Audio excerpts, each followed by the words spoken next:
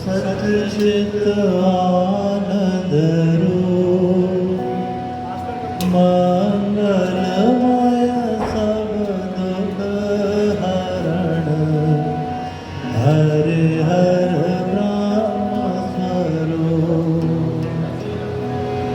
परम शक्ति पावन परम नर्तन काशी धाम सदा विराजत सद्गुरु शोभाग्रह अभिराम श्वेत सिंहासन जगमगे आरती जहाँ हो आपा भेंट चढ़ाए करी माने गुरु पद को दया करो दाता प्रभु मैं तो भ्रम भवशु त्राहि त्राहि आरत हरण सद्गुरु सब सुख अगुण सगुण सत असत दुख सुख से घर पार सहज रूप निर्भीर सहज सहज आकार सहज नित्य स्वरूप रज अविचल नित्यानंद देव दया कर परम गुरु दीन सकल दुख जो शरण सबको करो निहाल माया जनित काल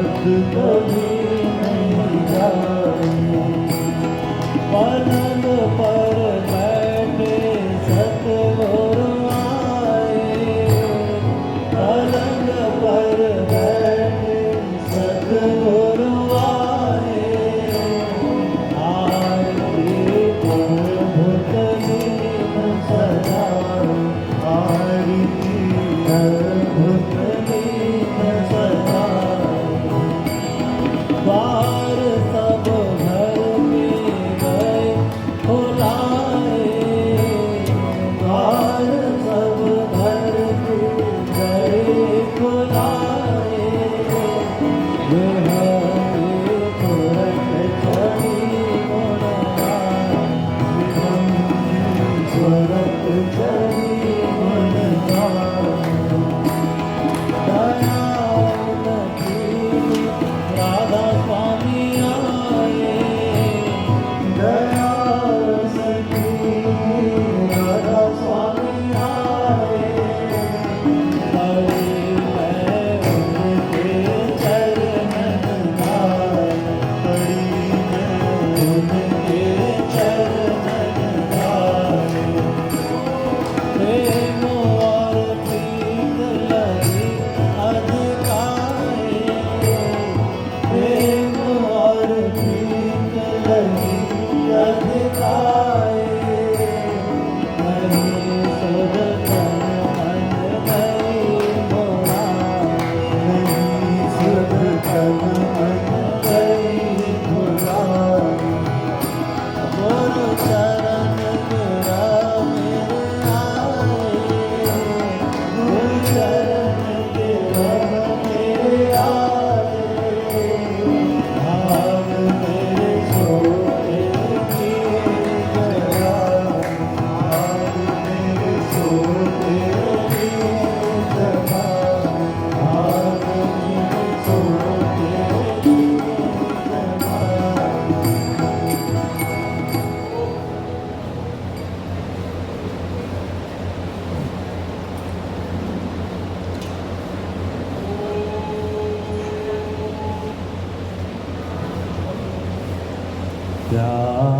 प्यारे मेरे करुणा सागर सतगुरु, प्यारे मेरे करुणा सागर सतगुरु,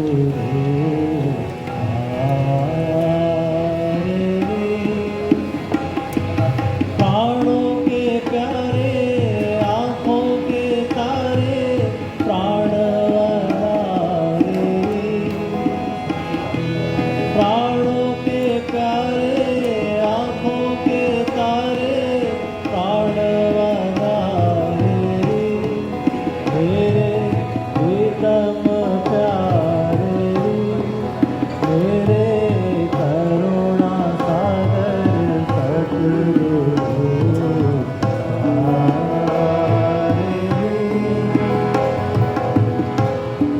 कहा कहूँ छवि आज की भले बने हो ना, सुंदर मोहन मन हरण, शोभा वर्णि न जाए, कहा कहूँ छवि आज की भले बने हो ना, सुंदर मोहन मन हरण, शोभा वर्णि न जाए, पावन भावन कैसे सुहावन रूप उजारे, पावन भावन कैसे सुहावन रूप उजारे, मेरे प्रीतम प्यारे, मेरे करुणा सागर सतगुरु,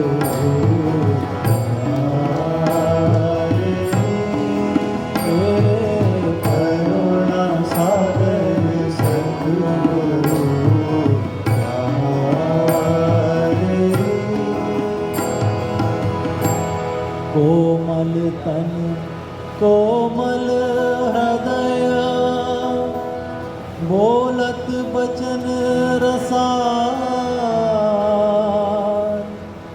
जेह चितवत तेह बस करत सुंदर नयन विशाल कोमल तन कोमल हृदय बोलत वचन रसार जेह चितवत तेह बस करत सुंदर नयन विशाल सूरत है प्यारी मैं बलिहारी तुम परवारी रे सूरत है प्यारी मैं बलिहारी तुम परवारी रे मेरे प्रीतम प्यारे रे मेरे करुणा सागर सतगुरु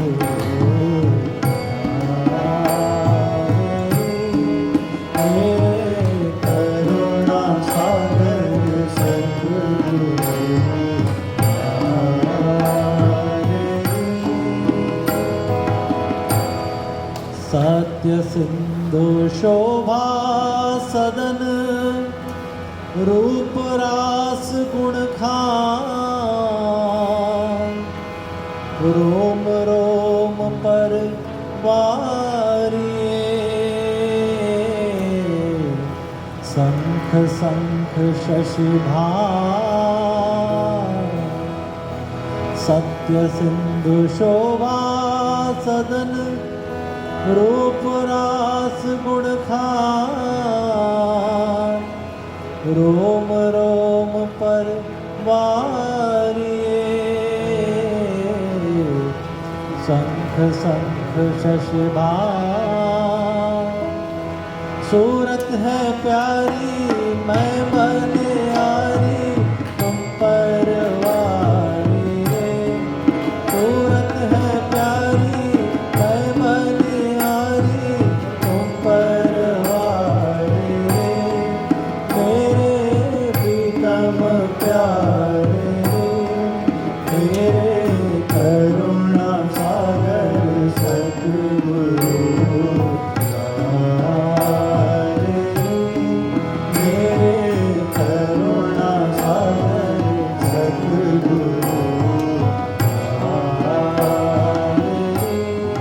प्राणों के प्यारे आँखों के तारे प्राणवधारे प्राणों के प्यारे आँखों के तारे प्राणवधारे मेरे प्रीतम प्यारे मेरे करुणा सागर सतगुरु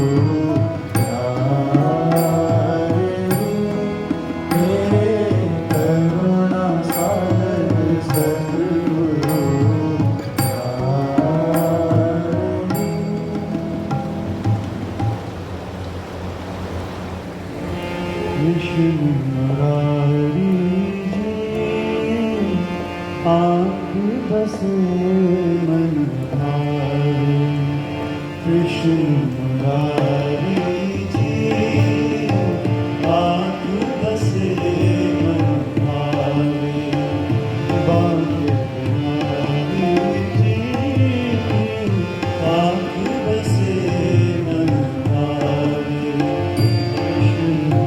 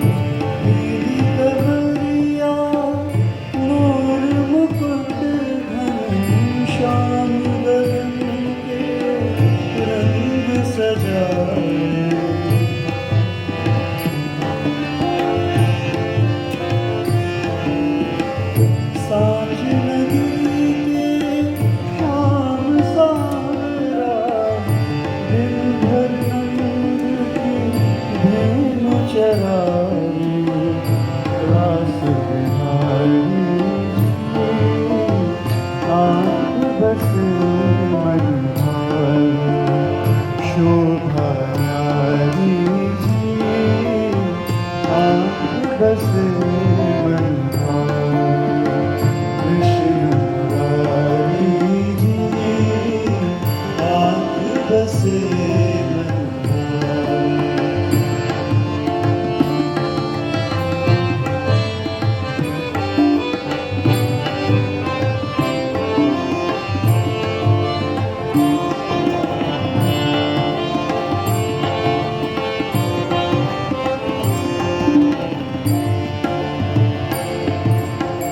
तन मन प्राण हवाले तेरे, तुझ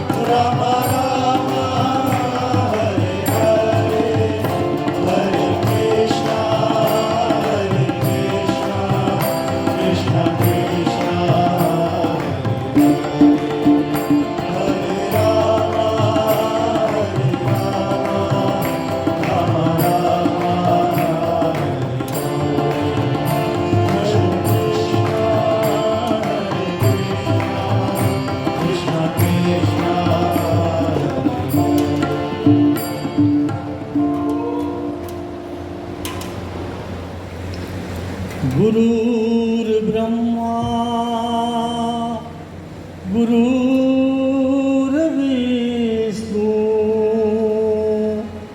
गुरुर्देवो महेश्वरा गुरुर्साक्षात् परं ब्रह्मा तस्मै श्री गुरुवे नमः। राम नाम की लूट है, लूट सके तो लूट,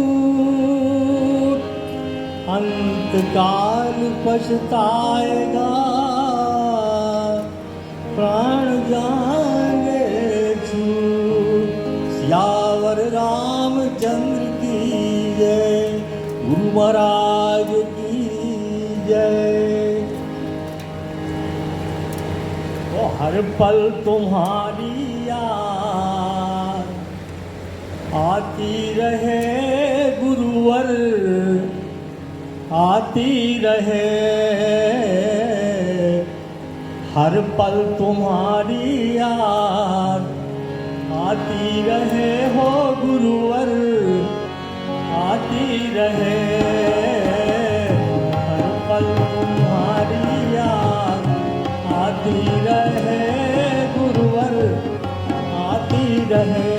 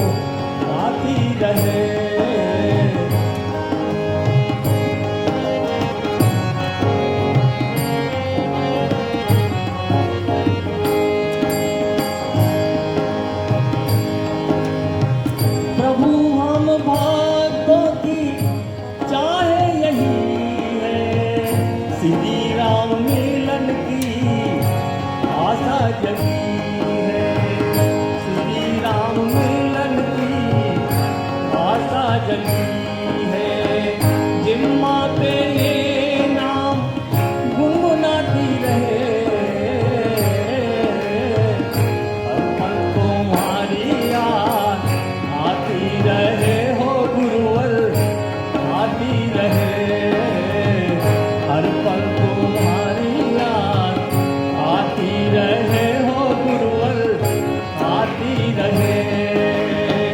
तेरी छवि मन को लुभाती रहे,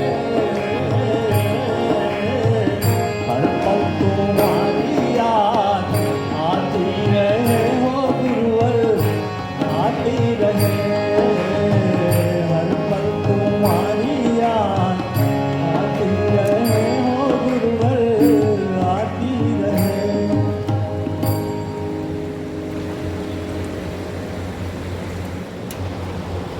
देव विठ्ठल देव पूजा विठ्ठल देव विठ्ठल देव पूजा विठ्ठल तीर्थ विठ्ठल क्षेत्र विठ्ठल क्षेत्र विठ्ठल देव विठ्ठल देव पूजा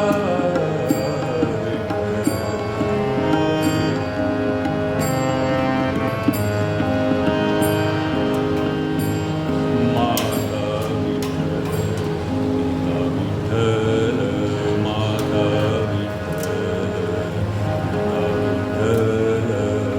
बंधु विठ्ठल गोत्र विठ्ठल बंधु विठ्ठल गोत्र विठ्ठल विठ्ठल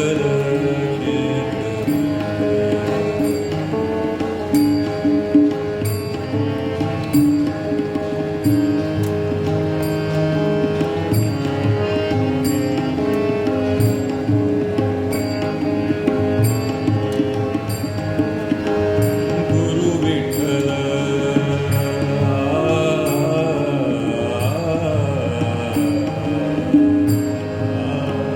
गुरु विठ्ठल गुरुदेवता विठ्ठल गुरु विठ्ठल गुरुदेवता विठ्ठल निधान विठ्ठल निरंतर विठ्ठल निधान विठ्ठल निरंतर विठ्ठल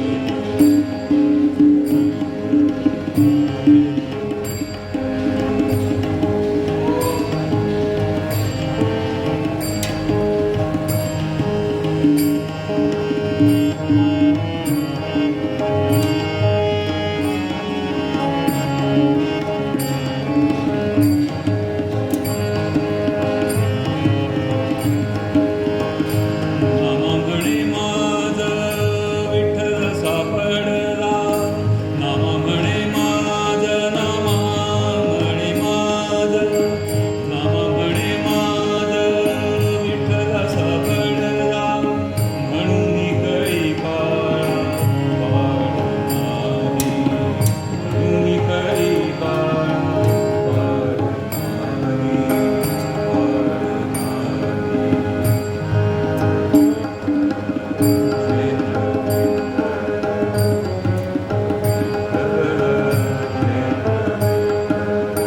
देव विठ्ठल देव पूजा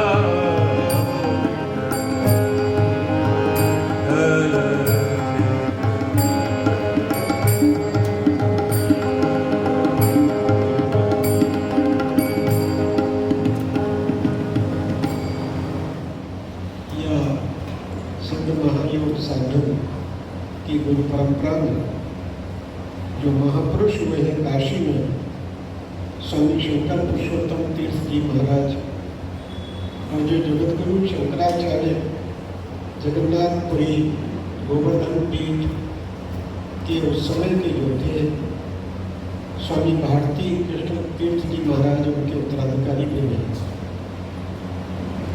वही कथा प्रसंग लिखते हैं, तोटका चारी की कथा। तोटकाचार्य। गिरि नाम का एक ब्राह्मण का बालक जो संन्यास लेने के पश्चात तोटकाचार्य के नाम से प्रसिद्ध हुआ, वो मूर्ख होने पर, निरक्षर होने पर एकमात्र श्री गुरु सेवा द्वारा श्री गुरु की कृपा से किस प्रकार विद्या प्राप्त करके ज्ञानी हुआ, वही कथा प्रसंग यहाँ पर स्वामी जी महाराज प्रस्तुत करते हैं कि एक समय गिरि नामक एक ब्राह्मण के बालक ने, ब्राह्मण के लड़के ने आकर आचार्य शंकर की, आदि शंकराचार्य जी महाराज की शरण ग्रहण की। गिरि बिल्कुल निरक्षर था और उसकी यथार्थ साधु, सच्चा साधु बनने की इच्छा थी। वह आचार्य शंकर और आचार्य शंकर के शिष्यों के विद्या अनुराग और शास्त्रीय वार्तालाप को सुनकर हताश होकर आचार्य की सेवा में प्रवृत्त हो गया। आचार्य की सेवा में ही प्रवृत्त हो गया। गुरु की सेवा ही सब विद्याओं की मूल है। गुरु की सेवा ही सब विद्याओं की मूल है। यह जानकर उसने सेवा का ही एकमात्र अवलंबन ले लिया। स्वभाव का गिरि बड़ा मीठा बोलने वाला, बड़ा विनीत, आलस्य रहित और सबका कार्य करने में तत्पर रहता था। वह सबका संतोष प्राप्त करने का यत्न करता रहता था और आचार्य शंकर के संग सदा रहता था। गिरि के कारण आचार्य शंकर के दूसरे शिष्य किसी प्रकार आचार्य की सेवा करने का अवकाश नहीं पा सकते थे। आचार्य जब शिष्यों को पढ़ाते थे अथवा आचार्य शंकर जब शिष्यों को उपदेश करते थे, गिरि तब हाथ जोड़कर निकट खड़ा रहता था। परंतु कुछ समझ में न आने पर भी, निरक्षर होने पर भी गिरि यह प्रकट नहीं होने देता था कि मेरा मन नहीं लगता, मेरा मन नहीं लगता। एक दिन आचार्य शंकर पढ़ाने के निमित्त बैठे, प्रणाम आदि समापन्न हो जाने पर भी आचार्य शंकर बैठे रहे। इधर उधर उन्होंने देखा, इधर उधर देख करके भी पाठ आरंभ नहीं किया। सब शिष्य ये देखकर विस्मय में पड़ गए। पद्मपाद आचार्य शंकर के शिष्य पद्मपाद नामक शिष्य का विवेक कुछ बढ़ा, जिज्ञासा कुछ बढ़ी। उन्होंने कहा कि भगवान, आपने पाठ क्यों बंद कर दिया हुआ है? आप अपना पाठ, अपना उपदेश प्रारंभ क्यों नहीं कर रहे हैं? आप किसकी प्रतीक्षा कर रहे हैं?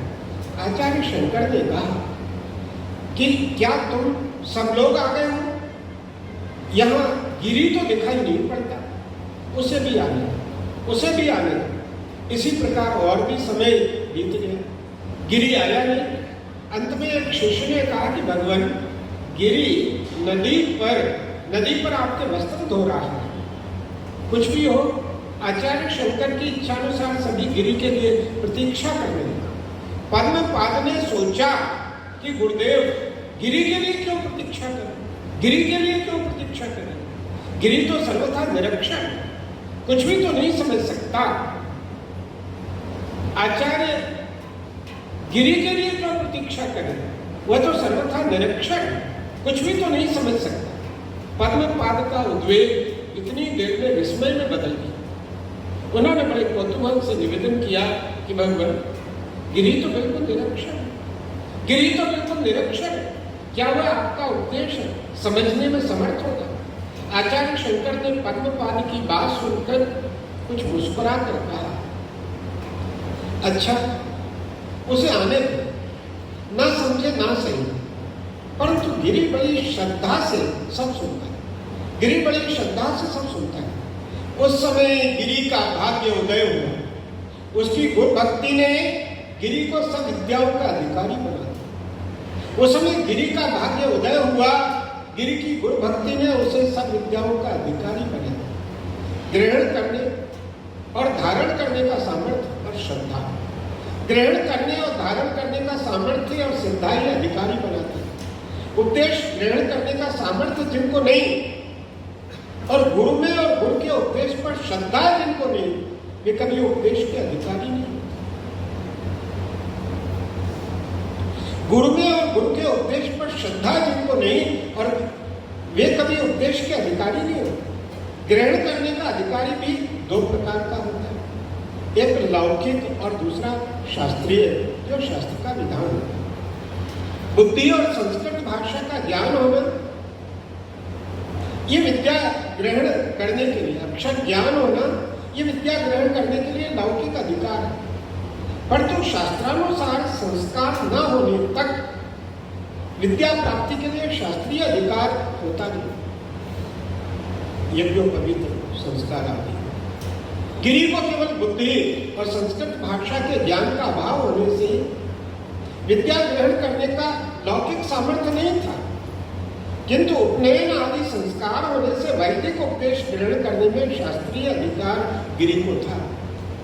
उस समय अति उत्कट गुरु भक्ति स्वरूप श्रद्धा के द्वारा बुद्धि में विकास होने का भी समय आ गया।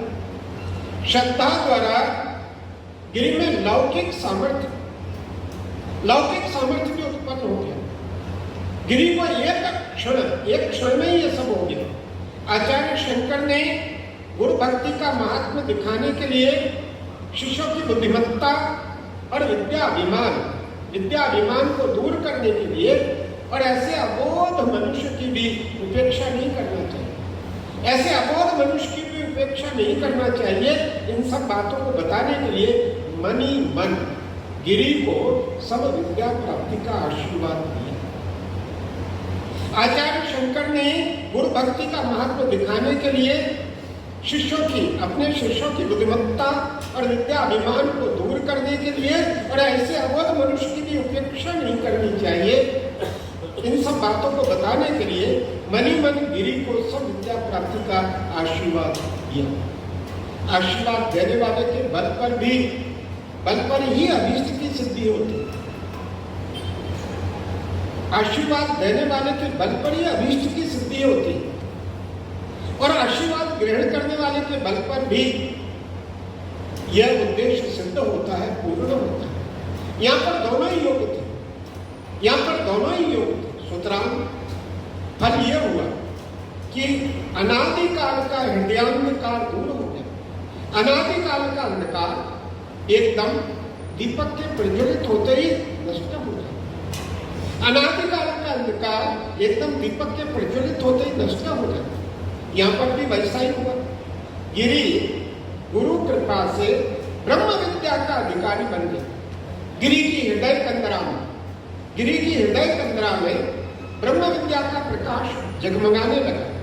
गिरी उसी क्षण तोटक छंद में, जो एक विशेष छंद है, तोटक छंद में गुरु महात्म्य सूचक स्तोत्र की रचना करता हुआ आचार्य शंकर के धोए हुए वस्त्रों को अपने हाथों में लिए हुए आचार्य शंकर के सम्मुख आया।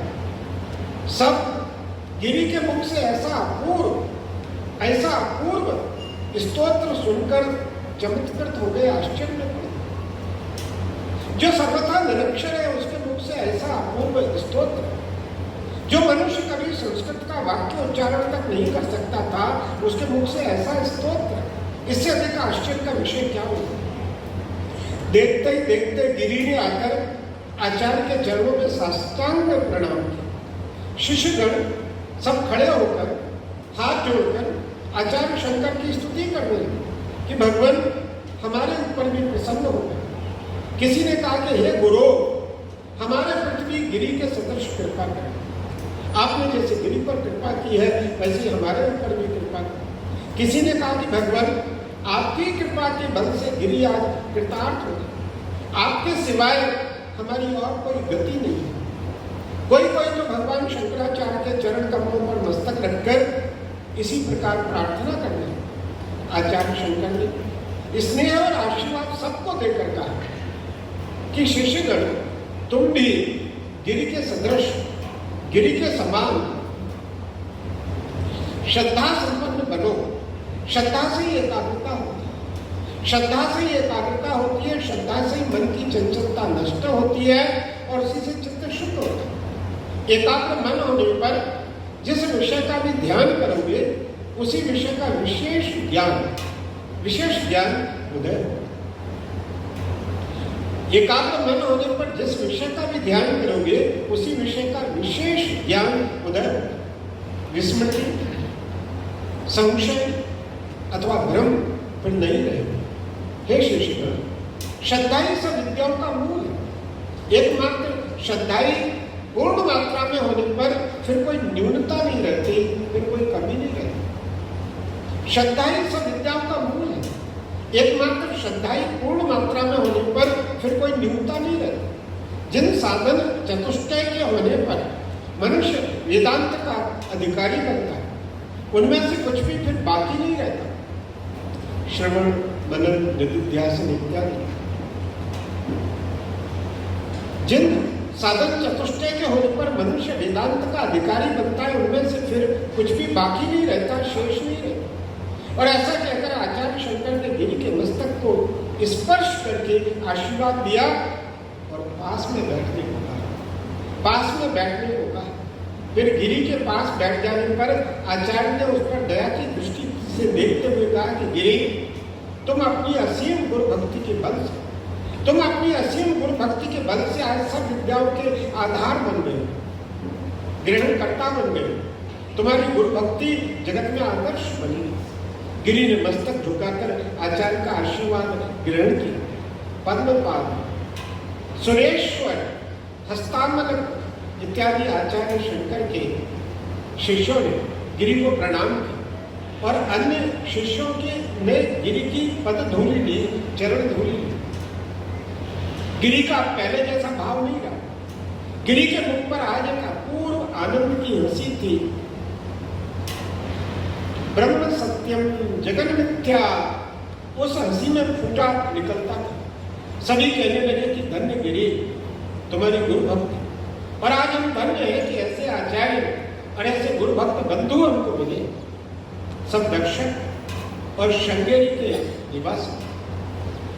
के निवासी सभी विस्मय युक्त हो गए। सभी के मुख से आचार्य शंकर की महिमा की बात सुन पड़ती थी। श्रृंगेरी एक बड़े आनंद का क्षेत्र बन गया। तदनंतर एक शुभ दिन देखकर आचार्य शंकर ने, आदि शंकराचार्य जी महाराज ने गिरी को संन्यास मंत्र से दीक्षित किया और गिरी का नाम तब से तोटकाचार्य ये विख्यात हुआ।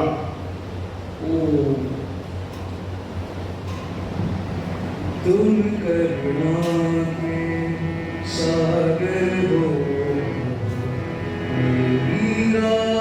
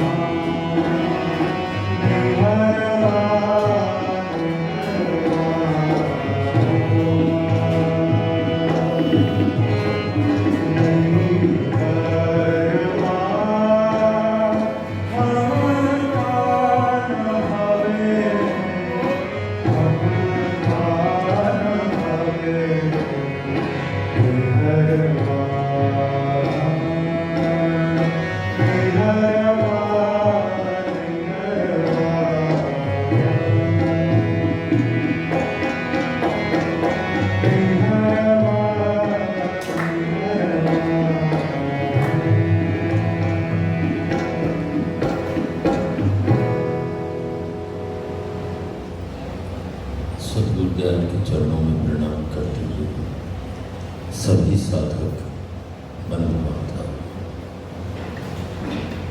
अभी हम सबको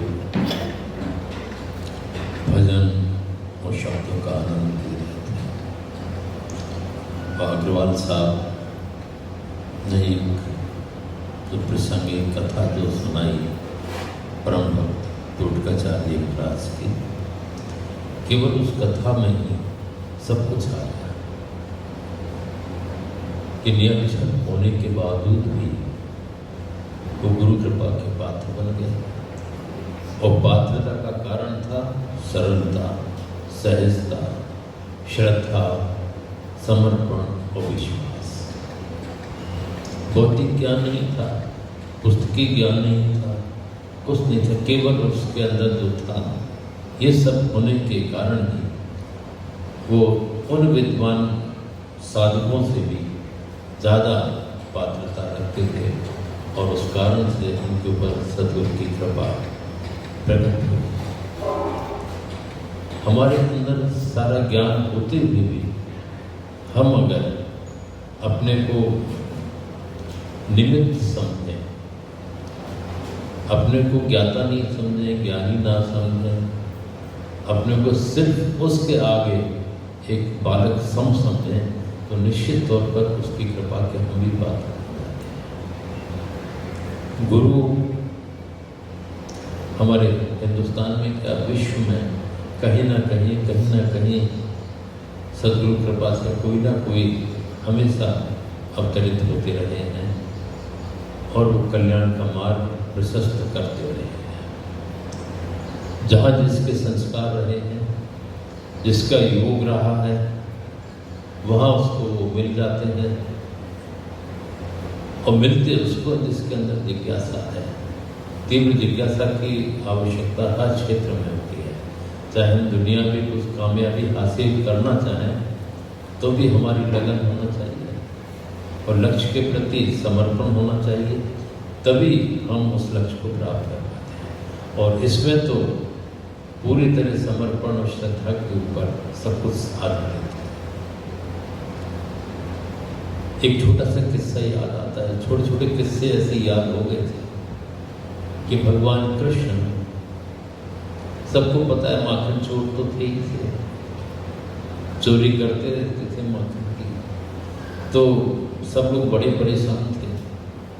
माँ यशोदा से जाके शिकायत की कि हम लोग जैसे तैसे मक्खन इकट्ठा करते हैं, वे चुरा कर खुद खा लेते हैं और अपने सखाओं को दे देते हैं।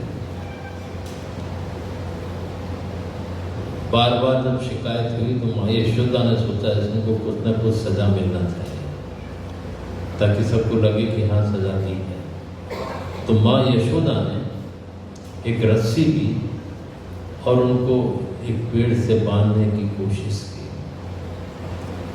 बहुत कोशिश की, लेकिन रस्सी 2 अंगुल छोटी पड़ जाती थी और वो रस्सी बनती नहीं थी। तो नारद जी ने भगवान कृष्ण से पूछा था कि वो 2 अंगुल रस्सी छोटी क्यों पड़ गई, माँ यशोदा आपको बांध क्यों नहीं पाई। तो भगवान कृष्ण ने एक उत्तर दिया है कि 1 अंगुल जीव की तीव्र जिज्ञासा या इच्छा और दूसरा अंगुल मेरा अनुग्रह, तो डिस्टेंस दूरी समाप्त हो जाती है। माँ यशोदा के अंदर वात्सल्य भाव प्रधान था, अंदर से वो मेरा कष्ट देख नहीं पा रही थी कि रस्सी बांधने से इसको कष्ट हो रहा होगा। अंदर से उनकी इच्छा नहीं थी, लेकिन बाहर से दिखाने को सजा देना थी, तो इसलिए वो डिस्टेंस बना। अगर हमारे अंदर तीव्र जिज्ञासा होती है ईश्वर की कृपा के लिए, विरह होता है, प्रेम होता है, तो किसी न किसी रूप में कहीं ना कहीं वो अवश्य प्रकट होकर के कृपा करते हैं और वो दूरी समाप्त हो जाते हैं। तो तीव्र जिज्ञासा की बहुत आवश्यकता है। आज भी आप सबके बीच में आने का जो अवसर मिल जाता है, और खरी साहब का परिवार और यहाँ के सब सोसाइटी के लोगों की भी कुछ चाह, उन्होंने बताया कि सब लोग चाहते हैं कि सब एक आध बार और आए। बहुत मुश्किल था। अभी एक जोधपुर टूर रहा नज़दीकी, और फिर उससे पहले भी कहीं एक सबलगढ़ पास में जगह, जोधपुर से आने के बाद दूसरे दिन ही वहाँ चले गए। उन लोगों की बहुत इच्छा थी, वहाँ के साधक थोड़े से हैं, सीमित उसमें हैं, लेकिन वो सबरगढ़ का हमारे जो मालिक साहब का रिश्ता बहुत पुराना रहा। करीब सन 40-41 में वो वहाँ रहे थे, पदस्थ रहे थे रेलवे सर्विस में। तो कई साधक उस समय जुड़ गए थे उनसे। हमने भी कोशिश की है, जो जुड़ा सो जुड़ा। वो जुड़ना भी क्या जो टूट जाए, जुड़ना वही होता है जो हमेशा कायम रहे। प्रेम वही है जो हमेशा रहे। तो उसमें कुछ पीढ़ियाँ तो चली गई, कुछ पीढ़ियाँ हैं, तो उनको भी हम जोड़ते चले जा रहे हैं। और वो लोग 4-6 लोग हैं, लेकिन बड़े अच्छे कार्य करते हैं वो। जैसे गरीब बच्चियों की शादियाँ, भोजन वितरण करना। अभी बीच में तो वो 100 लोगों का भोजन मुफ्त में गरीब लोगों का रोजाना चलता था उनके यहाँ। गरीब बच्चियों की शादियाँ वो ऐसे नहीं करते थे कि जैसे अखबारों में निकलता है कि फलाने ने गरीब बच्ची की शादी की, फलानी सोसाइटी नहीं की, फलाने, ये सब नहीं। वो तो बस करे आते थे, जो करना किया, वो जाने और वो जाने, इस तरह से वो करते रहते थे। तो फिर वहाँ भी एक कार्यक्रम रहा। और कुछ ये भी हमारे बीच में माट साहब हैं, वे भी वहीं के हैं, कैलाश सबरगढ़ के पास के। पुराने लोग काफ़ी जुड़े रहे, तो उन लोगों का प्रेम था और वहाँ भी जाना पड़ा। कई वर्षों से वो लोग कह रहे थे, मतलब 41-42 के बाद पहली बार सत्संग रहा वहाँ, और काफ़ी लोग थे वहाँ। इधर का तो सोचा भी नहीं था। तो खरे साहब ने सोचा कि क्या किया जाए, तो नवीन को यहाँ भेज दिया और हमें भी बुला लिया। तो महाराष्ट्र में एंट्री हो गई और यहाँ आप सब लोगों के बीच में आने का मौका मिल जाता है। आज भी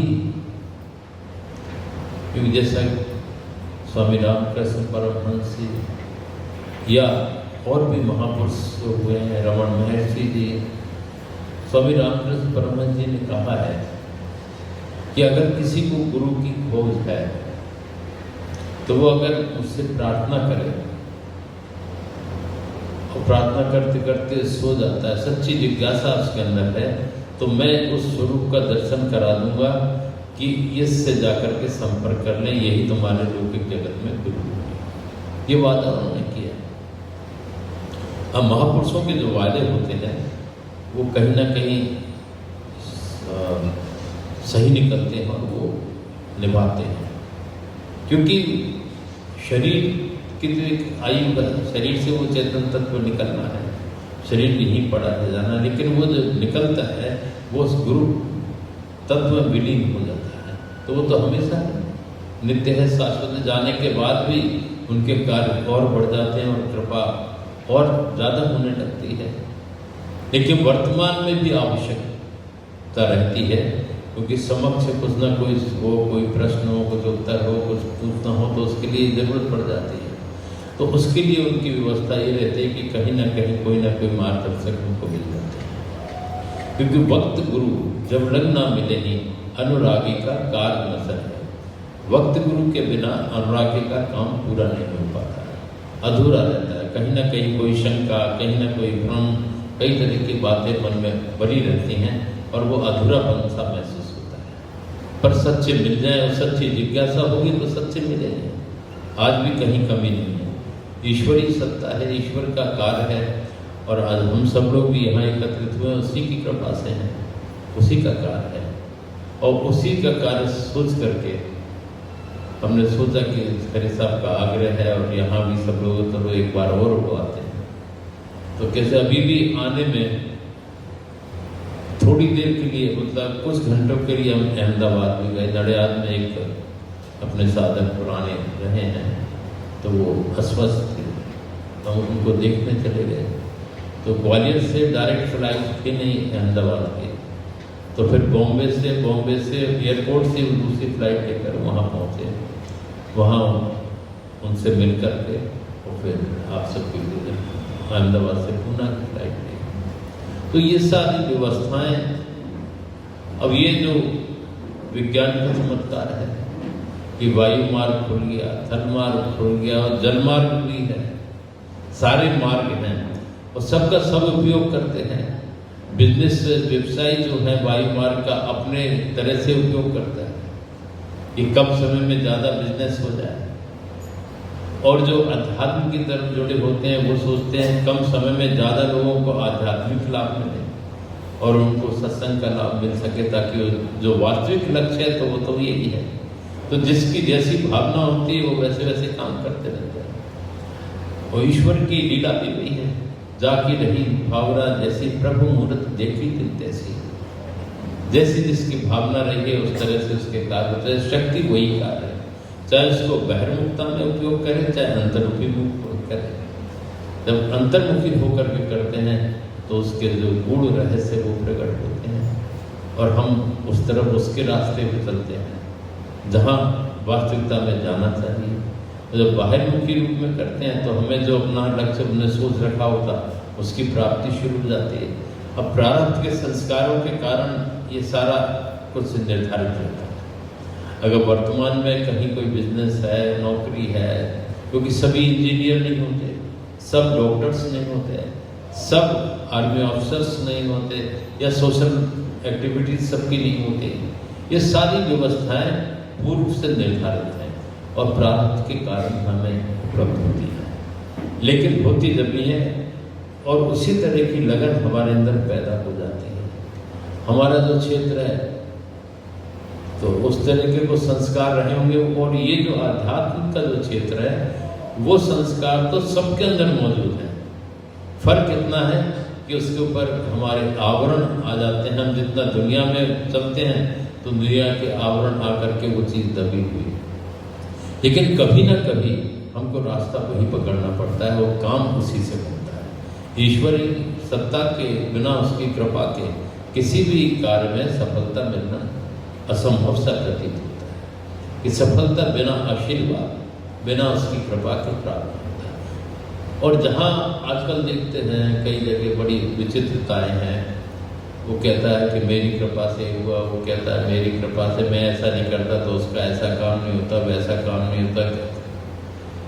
वहाँ मेकअप हुसैन ईश्वर ने तो कभी नहीं कहा, जितने भी अवतारिक पुरुष हैं उन्होंने कभी नहीं कहा मैंने ऐसा किया तब इसका ये हुआ, मैंने वैसा किया तब कहा कि भगवान ने कहा क्या कहीं नहीं सुनने में आता। भगवान राम को ले लें, भगवान कृष्ण को ले लें, किसी को भी ले लें, उन्होंने जो करना वो कर दिया। तो वही स्थिति होना चाहिए। तो आज भटकाव बहुत ज़्यादा हो गया, लेकिन हमारे अंदर क्योंकि जो दिखाई देता है हमें लगता है कि इन्हीं की कृपा है, लेकिन वास्तविकता कुछ हो सकती है। हम लोग तो केवल दिखाई देने वाले हैं।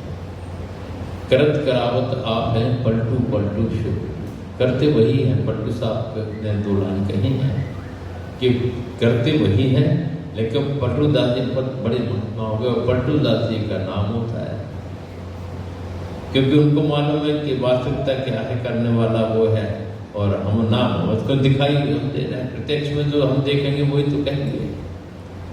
किया खुद करते हैं बदनाम, हमें किया करते हैं। खुद किया करते हैं और बदनाम भी वही होते हैं, तो वो स्थिति बनती है। लेकिन आज के युग में भी चाहे हमारा पथ योग का हो, चाहे हमारा पथ भक्ति का हो, दोनों तरह के गुरुजन हमको कहीं ना कहीं प्राप्त हो सकते हैं। और कभी कभी देवयोग से ऐसी भी संभावनाएं होती हैं, लेकिन वो गिनती में कम होते हैं कि दोनों मार्ग कहीं एक जगह होते हैं और दोनों मार्ग के पथिक को एक जगह से ही लाभ मिल जाता है। जैसा वो रहा है उसको वैसे ही लाभ मिल जाता है। तो कुछ शायद पहले भी कहा हो, पता नहीं। सहजोबाई बहुत परम भक्त हो गई हैं, चरणदास जी महाराज के शिष्या हैं। उन्होंने लिखा है गुरु हैं 4 प्रकार के। गुरु जो बताए हैं 4 प्रकार के होता है। गुरु हैं 4 प्रकार के, अपने अपनी ठौर, गुरु दीपक पारस गुरु, मलिया गिर गुरु भ्रम।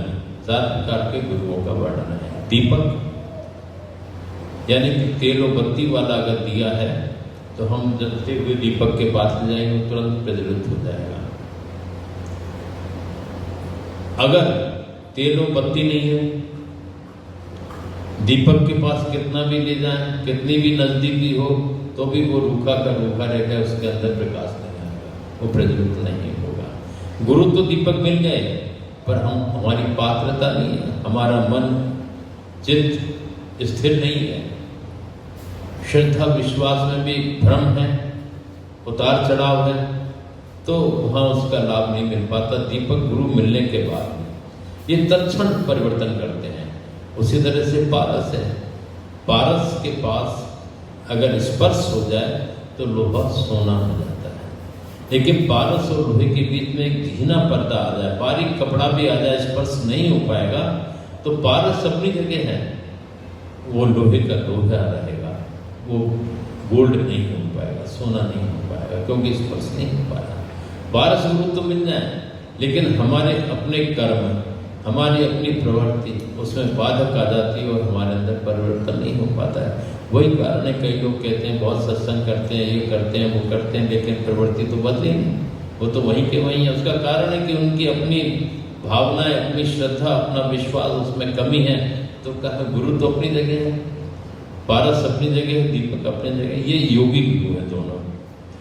मलियागढ़ कहते हैं चंदन को, जहाँ चंदन का जंगल होता है वहाँ उसकी सोबत में और वृक्ष भी पैदा हो जाते हैं, तो उनके अंदर खुशबू आ जाती है काफी समय बाद, क्योंकि सोबत जो है चंदन की है, उनके बीच में तो चंदन में से खुशबू निकलती रहती है, उसका प्रभाव उनमें भी पड़ता है। और नकली होके भी चंदन के भाव भी बिक जाते हैं, नकली चंदन बहुत मिलता है, लेकिन पात्रता तो बढ़ ही जाती है, तो समय बहुत लगता है। तो सोबत से, सत्संग से, संगत से उनके अंदर भी परिवर्तन आ जाता है। चौथे गुरु है भृंगी। भृंगी एक कीड़ा होता है, उसकी अपनी कोई संतान नहीं होती, वो एक दूसरे कीड़े को पकड़ता है, उसके पर तोड़ देता है, उसको अपने घर में रखता है, उसको कष्ट देता है, दिन रात कष्ट देता है और फिर चला जाता है। वो मजबूर है, उड़ना चाहता है, उसका से घबरा के उड़ नहीं सकता, जा नहीं सकता, वो स्थिति उसकी बन जाती है। तो रात दिन उसको क्या लगता है कि वो अब आया, वो अब आया, वो अब आया, और एक दिन वो आता है तो वो खोखा हो जाता है और उसके अंदर भृंगी तैयार हो जाता है, और उस खोखे को वो तोड़ देते हैं और भृंगी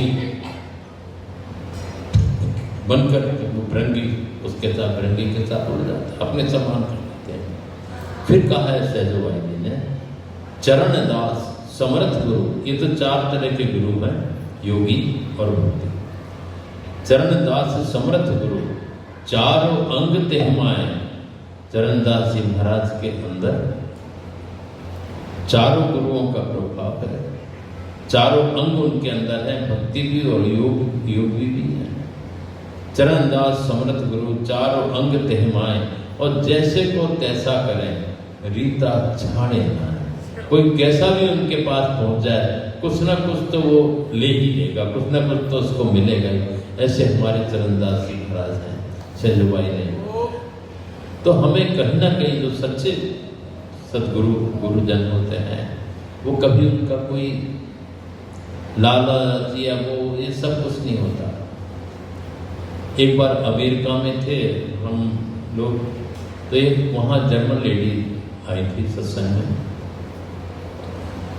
और उनको जब वो ध्यान में बैठी तो उनको कुछ क्रियाएं होने लगी और साधन की अनुभूति हुई, तो उनको बड़ा विचित्र लगा कि मैं तो 10 साल से कह रही थी, 10 साल इंडिया में रही, लेकिन मेरे को ऐसा तो कभी नहीं हुआ, ये कैसे हुआ।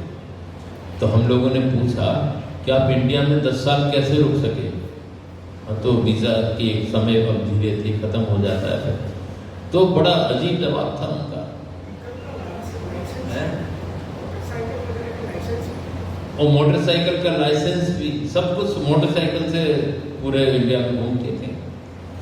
तो उनका जवाब जो था वो हम लोगों को ज़्यादा अच्छा नहीं लगा। उन्होंने कहा, अरे इंडिया में तो क्या, पैसे से सब कुछ हो जाता है। ये सुनकर के थोड़ा तकलीफ हुई, और वास्तविकता देखें तो अपने आगे हालत बहुत खराब है। अब तो जुडिशरी में भी पैसा से फैसले होने लगे, उसमें भी कोई ईमानदारी नहीं रही, बहुत ही कम ही लोग होंगे। तो हम लोगों ने सुना, जब उनको अनुभूति हुई और उन्होंने कहा, मेरे लिए तो घोर आश्चर्य कि इतने समय इंडिया रही तब ऐसा कुछ नहीं हुआ। तो फिर हमने धीरे से ये कहा, हो सकता है इंडिया में पैसे से सब मिल जाता होगा, पर ये दौलत पैसे से नहीं मिलती, ये कृपा से मिलती है। तो बस उनको एकदम लगा कि हाँ ये तो है।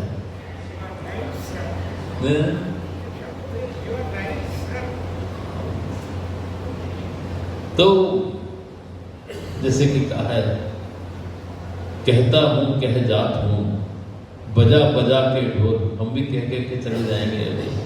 कहता हूँ कह जात हूँ बजा बजा के ढोल, श्वासा खाली जाते तीन लोग का मोल। राम रतन धन मुझ में खान खुली घटमाए, और सैत मैत ही देत हूँ पर गाहक को न। ये तो फ्री में बट रहा है, पर जब कोई गाहक होगा, कुछ पात्र होगा तो निश्चित उसको मिलेगा। हम चले भी जाएंगे तो भी वो शक्ति तो चारों तरफ है, चाहे हम कहीं भी रहें, क्योंकि अपनी साधना की जो दीक्षा का जो देने का या जो उनकी कृपा करने का जो तरीका है, वो दृष्टि है, स्पर्श है और संकल्प है। वर्ल्ड में हम कहीं भी रहें, हमें देखा हो या ना देखा हो, मतलब हमारे गुरुजनों को देखा हो या ना देखा हो, या उन्होंने उसको देखा हो या ना देखा हो, अगर उसका कोई मैसेज जिज्ञासा पूर्ण है, भावपूर्ण है, तो उसको हम कह देते हैं कि अच्छा ठीक है, फलाने समय वहीं बैठ जाना, जिस कंट्री में हो वहीं बैठ जाना। और वो श्रद्धा के साथ वहाँ बैठते हैं तो उनको लगता है कि वहीं है, और उन पर कृपा हो जाती है।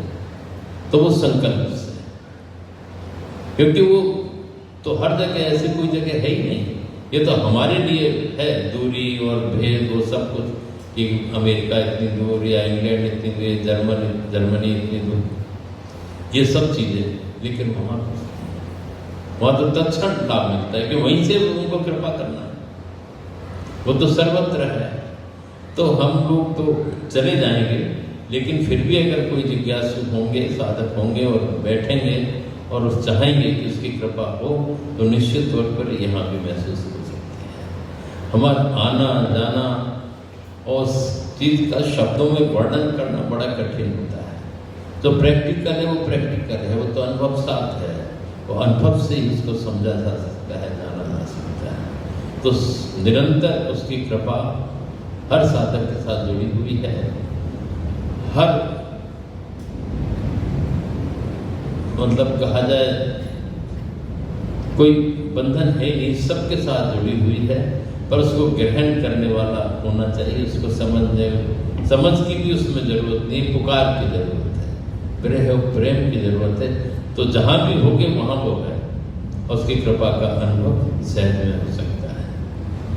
यही है कि सब सच्चे रास्ते पे चलें, सच्चे मार्ग को अपनाएं, चमत्कार उसमें धोखे में ना, सच्चा चमत्कार अपने अंदर जो हो वही है।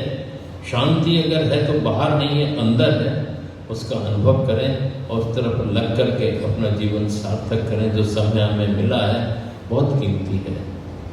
कुछ पंक्तियाँ अक्सर बचपन में कुछ तो याद हो गई थी, कुछ भजनों के माध्यम से हिमाचल से जुड़ गई, तो समय के ऊपर ध्यान आता है कि जीवन खत्म हुआ, जो हम सब लोगों की स्थिति बन रही है। जीवन खत्म हुआ तो जीने का ढंग आया, शम्मा बुद्ध चली तो महफिल में रंग आया। गाड़ी निकल गई, आयु रूपी गाड़ी, हम सब लोग उस तरह भी हैं, उस पड़ाव पे हैं, बच्चे भी हैं वैसे साथ में। वो गाड़ी निकल गई तो घर से चला मुसाफिर, मायूस हाथ मलता बैरंग लौट आया। मन की मशीनरी में, मन ने जब सोचा कि अब कुछ करने, मन की मशीनरी ने जब ठीक चलना सीखा, बूढ़े तन के हर पुर्जे में जंग आया।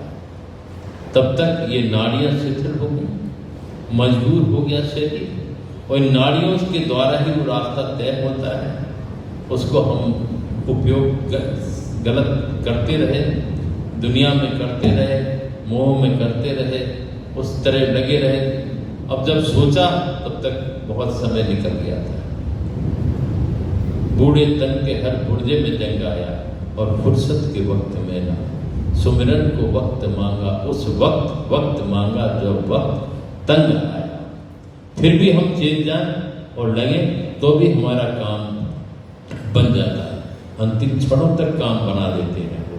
अगर उस समय भी सच्चाई आ जाती है, ये कई किस्से हैं कि वो उसके बच्चे का नाम राम था या कुछ था किसी के, और अंतिम दौर में उसको ही वो पुकार रहे थे बच्चे को, लेकिन बच्चे को पुकार रहे थे, नाम राम का था, और उनके ऊपर कृपा राम की हो गई और अपने शरण में ये भी हो जाता है। तो जिस समय लगे वो भी अनुकूल समय है, उसमें कोई देरी नहीं है, पर लगना जरूर चाहिए ताकि हमारा अपना जीवन की जो सार्थकता है, जीवन का मुख्य लक्ष्य है, वो हमको प्राप्त हो सके, हमारा ये मानवीय जीवन सफल हो सके। ओम। दूसरों का दुखड़ा दूर करने वाले